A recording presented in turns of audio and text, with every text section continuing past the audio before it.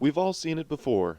Somebody comes out as a libertarian and they are accused of hating poor people because they want to cut important social programs. Being a libertarian myself, I can unfortunately say that these accusations are not wholly untrue. Most libertarians probably don't hate poor people, but many do want to cut programs like welfare and the minimum wage. In most cases, it seems that this attitude is rooted in the conviction that these policies are inherently statist. While I share my fellow libertarians' conviction that statism is undesirable, I believe that cutting important social programs is a terrible way to fight it. In fact, if we want to consistently and effectively combat statism, we need to support programs like welfare. At face value, the conventional libertarian position on welfare makes sense.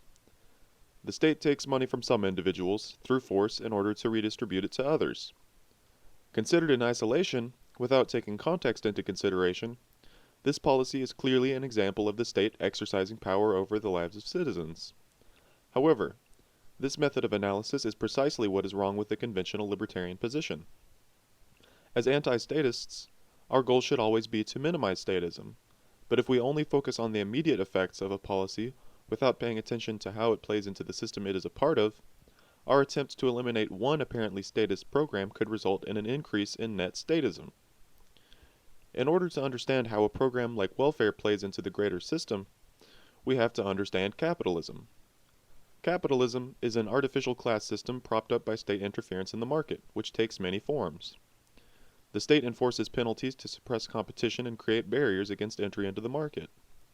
It expropriates property from ordinary workers, transferring it to large businesses via subsidies, corporate welfare, sweetheart loans, and eminent domain. The state also artificially creates demand for certain goods through government coercion via penalties inflicted on those who don't buy in, such as those included in Obamacare, or through market participants being driven into a market on disadvantageous terms as an effect of prior interventions. And we haven't even begun to talk about the structural effects of mass criminalization, incarceration, and deportation. All of this interference leads to one thing: the propping up, through state violence, of a capitalist class, which exploits and dominates the working class. Placed in a situation manufactured by the state, where the means of production are concentrated into a few hands, workers are essentially forced to sell their labor to capitalists, who steal the surplus value of their labor. We have good reason to believe that the situation would look radically different if it wasn't for state interference in the market. The various kinds of interference mentioned make competition difficult for small businesses, and make it much easier for large businesses, which wouldn't even be able to exist in a truly free market. There are a number of reasons why the large corporations that dominate today's markets wouldn't be able to survive without the state. For one thing, we have the calculation problem. Without signals of supply and demand, such as prices, it is impossible to allocate resources rationally. And the larger a firm is, the more internal transactions go on within the firm without the use of prices. So the larger a firm is, the more irrational resource allocation becomes. Another major issue large corporations would face in a free market is the knowledge problem. Individual actors have certain information available to them, and need autonomy in order to efficiently act on it. In a large, centralized, hierarchical firm, individuals lower on the pyramid are forced to take orders from those above them, who don't have access to the same information. So the larger and more hierarchical a firm is, the more inefficient business is. In a free market, eventually the diseconomies of scale outweigh the economies of scale. As Kevin Carson puts it, a genuine free enterprise system would be like dynamite at the foundations of corporate power. And with the proliferation of smaller, nimbler firms that would take place in a free market, it should be expected that the firms would largely be flatter and more worker-owned.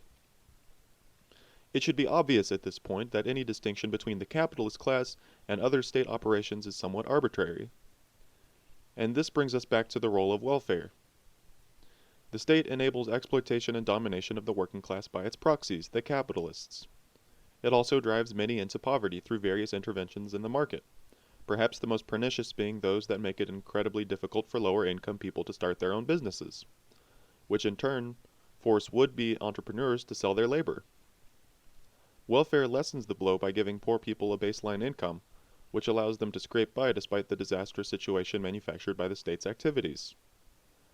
It is crucial to understand here what many mainstream libertarians fail to grasp. The situation welfare programs operate within isn't a free market that welfare perverts. The situation is statism. The grinding poverty that so many have to deal with isn't the invisible hand of the market at work. It is the state in action. Power is the ability to limit someone's options, and it is hard to imagine more limited options than those available to people living in poverty. So when the state's actions relegate countless individuals to poverty, we could say that this is the ultimate exercise of state power, and that any program that effectively increases the options of those impoverished by state actions is a major blow to state power. I hope more will come around to seeing supporting welfare programs as the truly libertarian position on the subject.